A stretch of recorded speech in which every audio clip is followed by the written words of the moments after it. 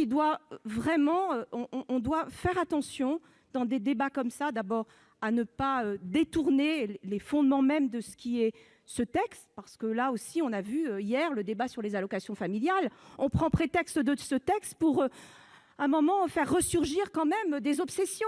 Écoutez, il y a des dispositions qui vont arriver bientôt et qui sont très importantes pour l'école, structurellement. Prenons le temps de les analyser et pas sur des sujets comme ça. Madame Lienemann a la parole. Alors moi, je voudrais d'abord dire que ces sujets traités par le Conseil d'État méritent un petit retour en arrière.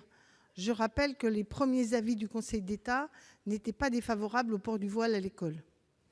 En tout cas, ils demandaient de l'encadrer, de voir selon les cas, etc. Et moi, j'approuve le fait qu'il y ait une loi qui le rende interdit.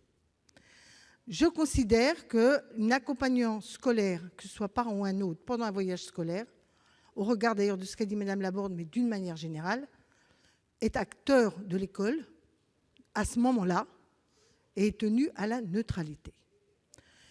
La réalité de cette affaire, c'est qu'en prenant cette décision aujourd'hui ipso facto comme ça, dans toute une série de secteurs, nous n'aurons plus d'accompagnement pour les voyages scolaires.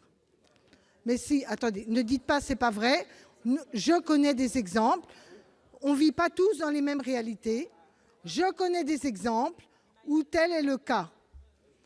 Et je connais même des exemples où il n'y a même personne dans les parents, quels que soient les signes ostentatoires ou non, qui puissent se libérer dans certains quartiers. Donc pour ma part, je trouve que ces affaires de sortie scolaire, où on compte sur les parents et où c'est en fonction des parents qu'on peut ou non organiser des voyages ou des sorties, me paraît malsain dans l'école.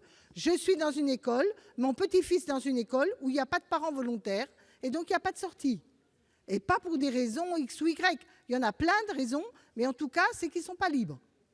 Donc, je considère aujourd'hui que voter l'amendement tel qu'il est, même si dans sa philosophie globale, il ne me heurte pas, je considère que le voter sans donner les moyens à être certain qu'on a des sorties scolaires qui, par exemple, peuvent être accompagnées par des accompagnateurs avec le BAFA ou je ne sais quoi, est plongé dans le vide. Alors je sais, ce n'est pas courageux, ma position est claire, si on pouvait appliquer cette loi, cette règle, j'aimerais qu'on le fasse, mais je ne veux pas qu'on fasse simplement un système qui amène à ce que certains quartiers, il n'y ait plus du tout de sortie scolaire. Donc en l'attente d'alternatives financées pour les accompagnants de sorties scolaires, je m'abstiendrai.